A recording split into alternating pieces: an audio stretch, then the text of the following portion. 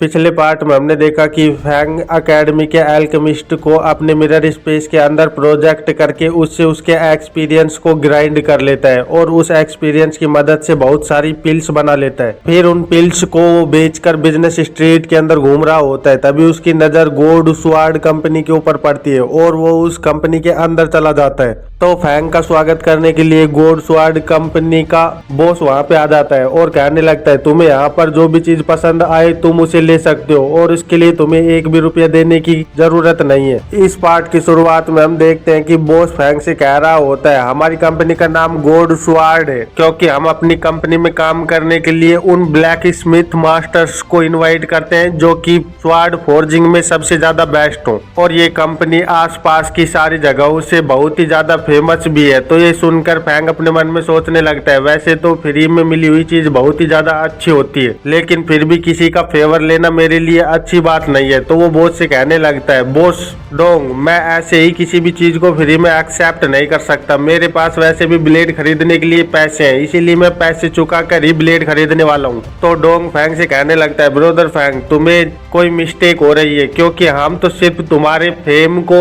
Use करना चाहते हैं ताकि हमारा बिजनेस और ज्यादा आगे बढ़ सके, इसके अलावा हमारा कोई भी बुरा इंटेंशन नहीं है। तो ये सुनकर फैंग कहने लगता है मुझे मेरे लिए एक बहुत ही ज्यादा हाई क्वालिटी की ब्लेड चाहिए और उसकी रिक्वायरमेंट मैचिंग के लिए मुझे एक तरीका पता है, अगर आप कोऑपरेट करोगे तो मैं आराम से अपनी ब्लेड को चूज कर पाऊंगा। ये सुनकर डोंग कहने लगता है मैचिंग रेट, आखिरकार तुम किस तरह से अपनी ब्लेड को चूज करने वाले हो, प्लीज मुझे बताओ हम वैसा कर देंगे। और फिर हम देखते हैं कि डोंग फैंग के लिए कॉफी बनवा देता है और वहां पे बैठकर डोंग कह रहा होता है ब्रदर फैंग तुमने जैसे रिक्वेस्ट की थी उस हिसाब से हमने सब कुछ करवा दिया है। तो ये सुनकर फैंग वहां पर आराम से बैठकर कॉफी की चुस्की लेते हुए कहने लगता है चलो फिर इसे शुरू करते हैं। तो ये सुनकर डोंग भी कहता है ठीक है और हम देखते हैं कि उसके बॉडीगार्ड एक एक करके अलग अलग स्वार्ड को दिखा रहे होते हैं और फैंग के सामने उन स्वार्ड को अच्छे से प्रेजेंट कर रहे होते हैं और उनकी खूबियां बता रहे होते हैं। तो ये देखकर मिस मिरर कहने लगती है मैं ऐसे ही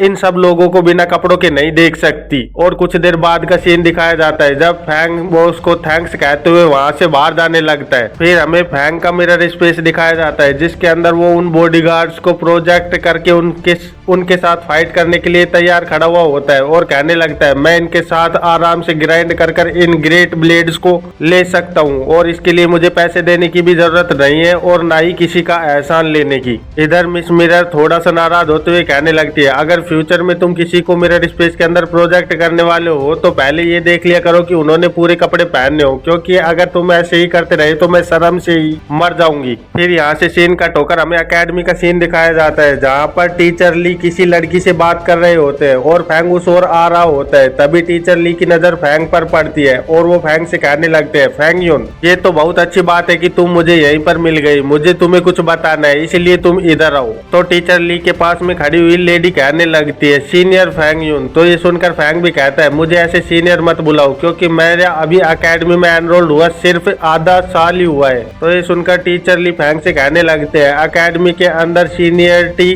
टाइम के हिसाब से नहीं बल्कि पावर के हिसाब से आती है और तुम्हारी पोजीशन भी इसी हिसाब से डिसाइड की जाती है। तभी वो लड़की टीचर ली और फैंग से कहने लगती है मुझे आपको डिस्टर्ब नहीं करना चाहिए इसलिए मैं जा रही हूँ बाय, और वो ये कहकर निकल जाती है। उस लड़की के जाने के बाद फैंग टीचर ली से पूछने लगता है टीचर ली आखिरकार तुम मुझे क्यों ढूंढ रहे थे। तो टीचर ली बताने लगते हैं जी यांग एकेडमी ने हमें इनवाइट किया है क्योंकि वहाँ पे उनकी 50वीं एनिवर्सरी सेलिब्रेशन है, इसीलिए वे चाहते हैं कि हमारे एकेडमी जाकर वहाँ पर उनके सेलिब्रेशन में शामिल हो और मैं चाहता हूँ कि मैं तुम्हें वहाँ ले जाऊँ और तुम्हारे साथ साथ जाओ सैंग लू एक्शन और जैन सिन भी जाएंगे। तो ये सुनकर फैंग कहने लगता है क्या एकेडमी के सबसे अच्छे और पावरफुल लोगों को आप वहाँ पर क्यों लेके जा रहे हो, वो सीधा सा सेलिब्रेशन तो नहीं हो सकता। तो टीचर ली फैंग को बताने लगता है जी यांग एकेडमी हमारी एकेडमी को एक कॉम्पिटिटर की तरह से ट्रीट करती है, इसीलिए तुम वहाँ पर जाकर वहाँ के कुछ स्टूडेंटों से जरूर जरूर ही चैलेंज किए जाओगे। क्या तुम कॉन्फिडेंट हो कि तुम उनके साथ डील कर सकते हो? तो फैंग कहने लगता है ऑफ कोर्स, क्यों नहीं। और फिर फैंग वहां से जाते हुए सोचने लगता है मुझे ऐसा लग रहा है कि मुझे जल्दी ही स्टार साइन बेस को छोड़कर वहां पे जाना होगा, इसलिए मेरे जितने भी मैटर है मुझे उनको जल्दी से निपटाना होगा। और फैंग को ऐसे जाते हुए देखकर टीचर ली भी सोच रहे होते हैं आखिरकार ये लड़का इतना बड़ा बैग लेकर कहाँ गया था, इसके अंदर क्या है। फिर यहाँ से सीन कट होकर हमें ब्लैक रोज शॉप का सीन दिखाया जाता है जहाँ पर फैंग वापस से पिल्स को बेचने आ गया होता है और वो अपने बैग को टेबल पर रखकर कह रहा होता है ये वो पिल्स हैं जिन्हें मैं आज बेचना चाहता हूँ। ये देखकर वो वहाँ की बॉस भी थोड़ी शौक हो जाती है और सोचने लगती है ये तो कितनी ज्यादा डरावनी बात है कि ये हर रोज कितनी सारी पिल्स बना लेता है। तो वो फैंग से कहने लगती है तुम मुझे बहुत ही ज्यादा थके हुए लग रहे हो, अगर तुम्हारे पास पैसे की कमी है तो हम तुम्हें आराम से इंटरेस्ट फ्री लोन्स प्रोवाइड करवा सकते हैं। तो फैंग कहने लगता है मैं आजकल कुछ दिनों से अच्छी तरह से नहीं सो पाया हूँ क्योंकि मैं एक हाई रैंक मार्शल आर्टिस्ट हूँ, इसीलिए मुझे बहुत ही ज्यादा ट्रेनिंग करनी पड़ती है। और फिर वो अपने मन में ही सोच रहा होता है वैसे तो मेरे द्वारा पिल्स बनाने की वजह से मैं बहुत सारे पैसे एक साथ कमा पा रहा हूँ, लेकिन इन्हें बनाने के लिए, इनका सामान खरीदने के लिए मुझे बहुत से पैसे खर्च भी करने पड़ते हैं। पर अब मैं इन पिल्स को बेचकर इतने तो पैसे इकट्ठे कर ही लूंगा कि मैं आगे जाकर अपने कामों को कर सकूं। उसके बाद फैंग अपनी पिल्स को बेचकर सेल्स डिपार्टमेंट में आ जाता है जहां पर वो अपार्टमेंट बेचने वाली लड़की खड़ी हुई होती है और वो कहने लगती है हेलो आपका स्वागत है। तो फैंग भी उसे जवाब में कहता है हेलो मैं यहाँ पे एक घर खरीदने आया हूँ। ये सुनकर और फैंग को देखकर वो लड़की थोड़ी चौंक जाती है और कहने लगती है ये तो वही है जो कुछ दिन पहले ही यहाँ पर घर खरीदने आया था, ये इतनी जल्दी एकेडमी का फर्स्ट प्लेस भी बन गया। और ये सोचते हुए फैंग से कहने लगती है आप इधर आ सकते हैं, आपने जैसा बताया था वैसा घर अभी मौजूद है और उस घर पर हम आपको डिस्काउंट भी देने वाले हैं। तो ये सुनकर फैंग कहने लगता है ये बात तुमने मुझे पहले क्यों नहीं बताई। फिर यहाँ से सीन कट होकर हमें स्टार साइन बेस के सनलाइट होटल का सीन दिखाया जाता है जहाँ पर जी यंग एकेडमी की 50वीं एनिवर्सरी सेलिब्रेशन हो रहा होता है और वहाँ पे सारे लोग खाना खा रहे होते हैं और एक सीट पर एक्सायोलैन और उसके दोस्त बैठे हुए होते हैं। तो एक्सायोलैन अपने दोस्त से कह रही होती है तुम्हें रोने की जरूरत नहीं है क्योंकि ये सिर्फ एक ग्रेजुएशन सेरेमनी है, हम सिर्फ स्कूल ही छोड़ने वाले हैं लेकिन हम फ्यूचर में तो मिल ही सकते हैं। ये सुनकर उसका दूसरा दोस्त भी कहने लगता है हाँ हम सब पूरी जिंदगी यहीं आउटर सिटी में ही रहने वाले हैं, हम कहीं नहीं जाने वाले, इसीलिए तुम्हें ज्यादा चिंता करने की जरूरत नहीं है। तभी वहाँ होटल का दरवाजा खुलता है और वहाँ से कुछ लोग आ रहे होते हैं और हम देखते हैं कि उनमें से एक लड़का कहने लगता है मैं इस पूरे होटल को ऑक्यूपाई कर रहा हूँ क्योंकि मैं अपने कजन के लिए एक दावत देना चाहता हूँ, इसीलिए सभी के सभी इसे कांग्रेचुलेट करो कि ये अब एक मार्शल आर्टिस्ट बन गया है और जल्द ही स्टार साइन अकेडमी के अंदर एनरोल होने वाला है। और उसके साथ ही वहाँ मौजूद स्टूडेंटों से कहने लगते हैं जो भी यहाँ पे नहीं रहना चाहता वो तुरंत यहाँ से निकल जाओ। तो वहाँ मौजूद सारे नॉर्मल स्टूडेंट होते हैं और वो कहने लगते हैं आखिरकार तुम करना क्या चाहते हो। तभी उन स्टूडेंटों का टीचर आकर कहने लगता है नेवर माइंड स्टूडेंट्स, हमें यहाँ से चल देना चाहिए, चलो यहाँ से, ये सारे के सारे मार्शल आर्टिस्ट है इसलिए हमें इन्हें प्रोवोक नहीं करना चाहिए। टीचर को ऐसे डरते हुए देखकर वो बदमाश अपने कजन से कहने लगता है कजन देखा तुमने मार्शल आर्टिस्ट का फेस सच में बहुत ही ज्यादा बड़ा होता है इसीलिए ये लोग इतना ज्यादा डर रहे हैं, क्या तुम मेरी मदद करोगे फैंग यू एक्सू को एक लेसन सिखाने में। तो ये सुनकर उसका कजन कहने लगता है मैं पक्का ही तुम्हारी हेल्प करने वाला हूँ लेकिन तुम भी मेरे पैसों के बारे में मत भूलना जो कि हमारी पहले बात हो चुकी है, इसीलिए मैं जब इनर सिटी के अंदर जाऊंगा उससे पहले मैं तुम्हारा काम पूरा कर दूंगा। तभी उस मार्शल आर्टिस्ट की नजर एक्सायोलैन पर पड़ती है जो कि उसी को देख रही होती है। तो उसे देखकर थोड़ा चौंक जाता है और जोर से चिल्लाता है तू लड़की चल जल्दी से इधर आ, तू फैंग यू एक्सू को जानती है ना। उसकी ऐसी बात सुनकर एक्सायोलैन बहुत ज्यादा घबरा जाती है और वो मना करते हुए कहने लगती है नहीं मैं नहीं जानती। तो वो अपने साथियों से कहता है जल्दी से इस लड़की को पकड़ लो क्योंकि ये जानकारी फैंग यू एक्सू तक नहीं जानी चाहिए। तो वहाँ पे मौजूद स्टूडेंट अपने टीचर से कहने लगते हैं टीचर प्लीज एक्सायोलैन की हेल्प कीजिए। तो दूसरा लड़का कहने लगता है आखिरकार ये दिन दहाड़े ऐसे कैसे किसी को बुली कर सकते हैं। तो ये सुनकर टीचर कहने लगता है तुम्हें इतना ज्यादा रेकलेसली बिहेव करने की जरूरत नहीं है, ये सभी लोग मार्शल आर्टिस्ट है और हम सब नॉर्मल आदमी, अगर ये लोग मिलकर हमें मार भी देते हैं तो किसी को कोई फर्क नहीं पड़ने वाला।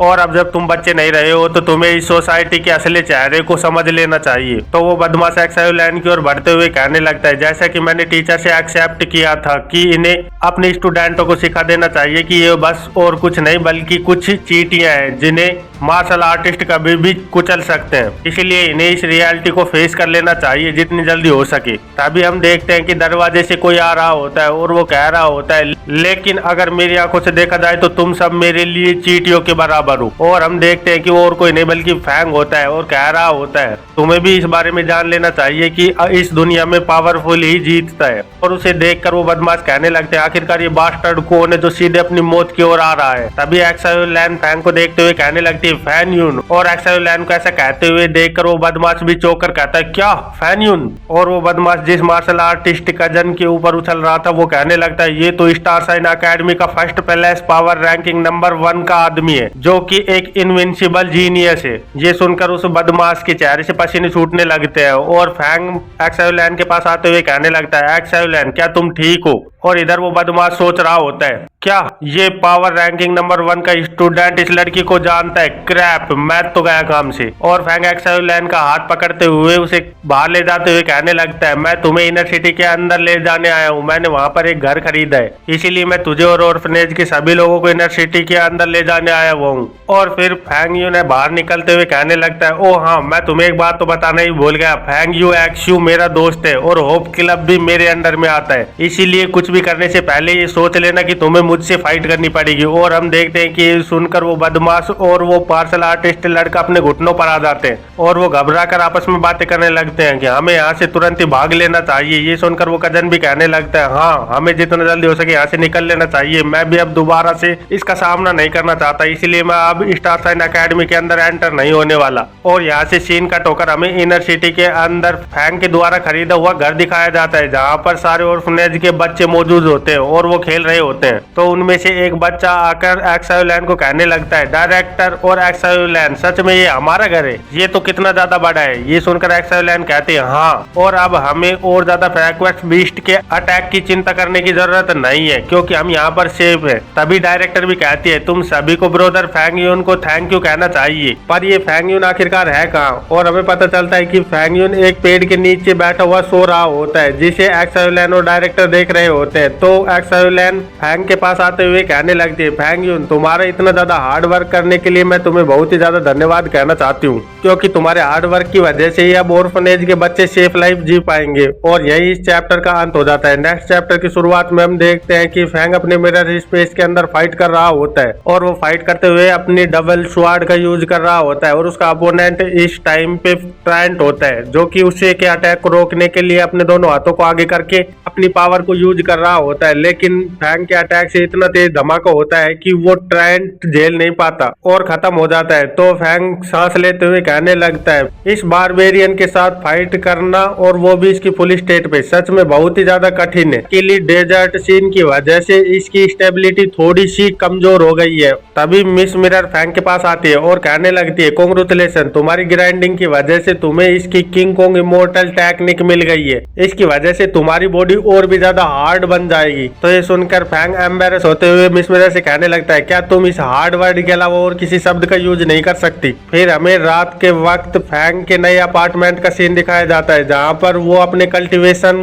की मदद से इमोर्टल किंग कोंग टेक्निक को सीख रहा होता है और फिर वो उस टेक्निक की सारी एनर्जी को अपने अंदर सोख कर कहने लगता है, इस टेक्निक की वजह से मेरी स्ट्रेंथ 1 लाख किलोग्राम के पास पहुंच चुकी है। क्या मुझे जाकर कुछ रिकॉर्ड्स को तोड़कर थोड़े और ज्यादा पॉइंट कमाने चाहिए? वैसे मेरे पास अब पॉइंटों की इतनी ज्यादा कमी भी नहीं है क्योंकि मुझे हर रोज 10,000 पॉइंट ऐसे ही मिल जाते हैं। अभी फैंग के दरवाजे के ऊपर नोक होने लगती है तो चौंकते हुए घूम कर कहता है, दरवाजा खुला हुआ है, तुम कौन हो, अंदर आ सकते हो। तो हम देखते हैं कि दरवाजे पर एक्सायोलैन होती है जो कि कहती है, फैंग यून, क्या मैं अंदर आ सकती हूँ? तो फैंग उसे देखकर कहता है, एक्सायोलैन, क्यों नहीं, तुम अंदर आ सकती हो। और लैन आते सीधे ही फैंग से कहती है, मैं तुम्हें कुछ कहना चाहती हूँ, क्या तुम मुझे वो काम कर दोगे? तो फैंग कहता है, लैन, क्यों नहीं, तुम्हें बस अपना काम बताना है और मैं पक्का वादा करता हूँ कि मैं तुम्हारा काम जरूर कर दूंगा। तो लैन फैंग का हाथ पकड़ते हुए कहती है, क्या तुम मुझे कल्टीवेट करना सिखा सकते हो? ये सुनकर फैंग भी चौंक जाता है और कहता है, क्या कल्टीवेट? तो लैन फैंग से कहने लगती है, कल जब वो दोनों लोग मुझे मारना चाहते थे तो वो सही कह रहे थे। इस सोसाइटी में अगर तुम स्ट्रोंग नहीं हो तो तुम जिंदा रहने के काबिल नहीं हो, और जबकि मैं स्ट्रोंग नहीं हूँ तो इसीलिए मैं अपने आप को भी प्रोटेक्ट नहीं कर सकती, और ना ही मैं ऑर्फनेज के बच्चों को प्रोटेक्ट कर सकती हूँ, और तुम्हारे बिना तो फैंग यू एक्स यू भी हेल्पलेस है। इसीलिए मैं अपने आप को इतना ज्यादा कमजोर नहीं देखना चाहती, मैं भी स्ट्रोंग बनना चाहती हूँ, इतना ज्यादा स्ट्रोंग कि मैं सभी को यहाँ पे प्रोटेक्ट कर पाऊँ। तो लैन की ऐसी बात सुनकर फैंग सोचने लगता है, ओ या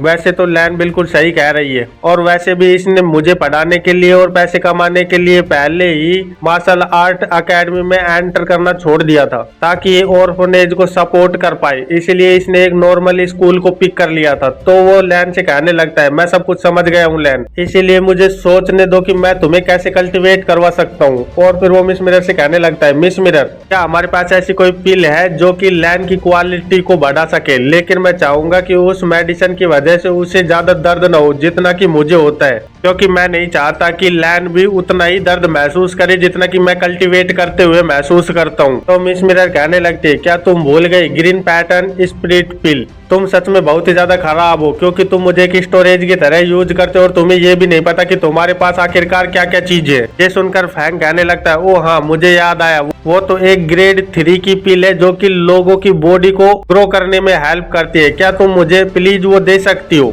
ये कहते हुए फैंग मन में सोच रहा होता है, आखिरकार ये इतना ज्यादा गुस्सा क्यों कर रही है, मुझे कुछ समझ नहीं आ रहा है। तभी वो अपने हाथ में उस पिल की बोतल को लेकर लैन को देने लगता है। तो लैन उस बोतल को देखकर सोच रही होती है, आखिरकार ये बोतल यहाँ पे कैसे आ गई, क्या मार्शल आर्टिस्टों के पास ऐसी भी कोई एबिलिटी होती है। तभी लैन अपने हाथ में एक पिल को निकालते हुए कहने लगता है, लो लैन, इस पिल को खाने के बाद तुम एक रात में ही इतनी ज्यादा कल्टीवेटिंग पावर पालोगे कि तुम अगले दिन से ही कल्टीवेशन करना शुरू कर सकती हो। और फिर फैंग लैन को वो पिल खिलाने लगता है, तो लैन भी अपना मुंह खोलकर उस पिल को खा लेती है। फिर फैंग एक बुक निकालते हुए लैन को देने लगता है और कहने लगता है, ये तुम्हारी बेसिक ट्रेनिंग के लिए बुक है, इसकी वजह से तुम एसेंस एनर्जी को एयर के अंदर टेम्पर कर तुम्हारी बॉडी के अंदर उसे एब्जॉर्ब कर सकती हो, जिसकी वजह से तुम्हें एनर्जी के बारे में पता चल जाएगा। और एक बार जब तुम मार्शल आर्टिस्ट बन जाओगी तो तुम आराम से स्टार साइन अकेडमी के अंदर एंटर कर कल्टीवेट कर पाओगी, और अगर कोई और दूसरी प्रॉब्लम आती है तो तुम मेरे पास आकर पूछ सकती हो। अगर तुम्हें और कुछ भी जानना है तो जब मैं जियांग बेस से वापस आ जाऊंगा तो तुम मुझसे आकर पूछ सकती हो। तो ये सुनकर लैन चौंकते हुए कहने लगती है, क्या तुम जियांग बेस जा रहे हो, लेकिन कब। तो फैंग कहता है, कल सुबह ही मैं वहां के लिए निकल जाऊंगा। और हम देखते हैं कि अगले दिन का सीन, जहाँ ये गाड़ी स्टार साइन अकेडमी से जियांग बेस के लिए निकल गई होती है, और उसके अंदर टीचर ली और बाकी के स्टूडेंट बैठे हुए होते हैं, और गाड़ी में बैठे बैठे ही ट्रेन फैंग के बारे में सोच रहा होता है, ये सच में बहुत ही ज्यादा छोटा है, लेकिन देखो ये कितना ज्यादा पावरफुल है कि इसने मुझे भी बड़े आराम से हरा दिया, इसीलिए इसके साथ बैठने में मैं बहुत ही ज्यादा अनकंफर्टेबल महसूस कर रहा हूँ। इधर फैंग भी जाऊ को देखकर सोच रहा होता है, आखिरकार ये चल क्या रहा है, जाऊ जब से इस गाड़ी में बैठा है तब से मुझे ही देखे जा रहा है। इधर हम जाऊ को देखते हैं जो फैंग यून को देखकर बहुत ही ज्यादा गुस्से में हो रहा होता है और सोच रहा होता है, फैंग यून ने पक्का ही पावर रैंकिंग इवेंट में चीटिंग की थी, ये पक्का ही कोई ना कोई पिल अरेना में लेकर आया था और इसने मेरे मूव्स को भी चुराया है। और एक बार जब मुझे ये पता चल जाएगा कि तुमने ऐसा कैसे किया तो मैं पक्का ही अपने फर्स्ट पैलेस के टाइटल को वापस ले लूंगा और तुम्हें पक्का ही फेयरली हराऊंगा। ये देखकर विंड मास्टर भी सोच रहा होता है, सच में ये एटमॉस्फेयर कितना ज्यादा स्कैरी होता जा रहा है। इन्हें देखकर तो मुझे लग रहा है कि कुछ गड़बड़ होने वाली है, इसीलिए मैं आशा करता हूँ कि हम जियांग बेस पर जल्दी से जल्दी पहुंच जाए। तभी हम देखते हैं कि टीचर ली कुछ देखकर बहुत ही ज्यादा चौंक गए होते हैं और वो कहने लगते हैं, ओ नो, जल्दी से गाड़ी को जंगल की तरफ ले चलो और छुपा दो। तो ये सुनकर ड्राइवर भी चौंकते हुए कहता है, हाँ अभी करता हूँ। और हम देखते हैं को जल्दी से गाड़ी की स्टीयरिंग को घुमा देता है। इसकी वजह से गाड़ी तुरंत ही एक साइड में घूम जाती है और जंगल की ओर दौड़ने लगती है। और हम देखते हैं कि वो जंगल के बीचों बीच जाकर एक जगह पर गाड़ी को रोक देते हैं। और जब टीचर ली पीछे मुड़कर देखते हैं तो वो देखते हैं कि सारे के सारे स्टूडेंट बहुत ही ज्यादा परेशान हो गए होते हैं और वो गाड़ी के इतनी स्पीड से कट मारने की वजह से बहुत ही ज्यादा डिजी फील कर रहे होते हैं। तो टीचर ली उनकी ओर देखते हुए कहने लगते हैं, क्या तुम सभी लोग सही हो, कोई भी एक छोटी सी भी आवाज मत करना। और तभी टीचर ली वही गाड़ी में मौजूद एक बटन को दबाते हुए कहने लगते हैं, ये बहुत ही अच्छा मौका है कि तुम लोग देखो इस दुनिया की सबसे ज्यादा डरावनी लोड रैंक का फ्रैक्वेस बीस्ट। और हम उनके ऊपर देखते हैं कि एक वुल्फ जैसा मोस्टर जिसके 2 पंख और एक सींग लगा हुआ होता है, जो हवा में उड़ रहा होता है और वो बहुत ही ज्यादा ह्यूज होता है। तो उस बीस्ट को देखकर विंड मास्टर टीचर ली से कहने लगता है, टीचर ली, ये तो स्पिरिट लोड रैंक फेरेक्वेस बीस्ट है, इसलिए हमें जल्दी से वापस जाना चाहिए और बेस को इन्फॉर्म करना चाहिए। तो ये सुनकर टीचर ली कहने लगते हैं, इसकी कोई जरूरत नहीं है। पर इधर हम फैंग को देखते हैं जो कि अपने मिरर स्पेस के अंदर आ गया होता है और वो बहुत ही ज्यादा खुश लग रहा होता है। तो वो मिस मिरर से कहने लगता है, क्या तुमने उसे प्रोजेक्ट किया? क्योंकि वो एक स्पिरिट लोड रैंक फेरेक्वेस बीस्ट है, उसके तो फ्लैश स्केल और बोन्स ये सभी के सभी बहुत ही ज्यादा ट्रेजरस चीजें हैं और इनकी कीमत भी बहुत ही ज्यादा है, इसीलिए मैं इसे प्रोजेक्ट कर कर इससे सारी चीजें ले लूंगा। और इधर टीचर ली स्टूडेंटों से कह रहा होता है, बेस को पहले इन सब के बारे में पता होगा, इसलिए तुम्हें ज्यादा चिंता करने की जरूरत नहीं है। पर इधर फैंग मिस मिरर से कह रहा होता है, मुझे अभी के अभी ग्राइंडिंग करनी है, इसलिए तुम जल्दी से इसको प्रोजेक्ट कर लो। ये सुनकर मिस मिरर फैंग से कहने लगती है, क्या तुम श्योर हो? और रियल वर्ल्ड में टीचर ली कह रहे होते हैं, अगर ये बीस्ट जाकर बेस के ऊपर अटैक भी करता है तो ये हमारी प्रॉब्लम नहीं है। ये सुनकर सारे के सारे स्टूडेंट चौंक गए होते हैं और इधर मिरर स्पेस के अंदर मिस मिरर ने उस फेरेक्वेस बीस्ट को प्रोजेक्ट कर दिया होता है और वो फैंग से कहने लगती है, जाओ फिर चैलेंज कर कर एक ट्राई कर लो। टीचर ली बता रहे होते हैं, एंसेस्ट्रल मास्टर ही इनके साथ फाइट कर सकते हैं और स्पिरिट लोड रैंक के फेरेक्वेस्ट बीस्ट भी अपनी पावर के हिसाब से ही फाइट करते हैं। और इधर फैंग के मिरर स्पेस के अंदर हम देखते हैं कि वो फेरेक्वेस्ट बीस्ट हवा में ही उड़ रहा होता है, बल्कि जमीन पर नहीं आ रहा होता। तो फैंग उस बीस्ट को देखकर मिस मिरर से कहने लगता है, आखिरकार ये दूसरे प्रोजेक्शन से इतना ज्यादा अलग क्यों है? ये मुझसे फाइट करने के लिए नीचे क्यों नहीं आ रहा है? तो मिस मिरर फैंग से कहने लगती है, क्योंकि इसकी आंखों में, और यहाँ से सीन कट होकर हमें रियल वर्ल्ड का सीन दिखाया जाता है जहाँ पर टीचर ली बता रहे होते हैं, इसीलिए ये अटैक करने के लिए एक पावरफुल टारगेट को ढूंढते हैं और ये ऐसे ही किसी के साथ भी लड़ते नहीं फिरते। इधर हम मिस मिरर को देखते हैं जो कि फैंग से कह रही होती है, क्योंकि इनकी नजर में हम धूल के बराबर है और ये तुमको एक कचरे के अलावा और कुछ नहीं समझता, इसीलिए तुमसे फाइट करने के लिए नीचे नहीं उतर रहा है। और यही इस चैप्टर का अंत हो जाता है। तो फिर मिलते हैं एक नए चैप्टर में, तब तक के लिए बाय बाय।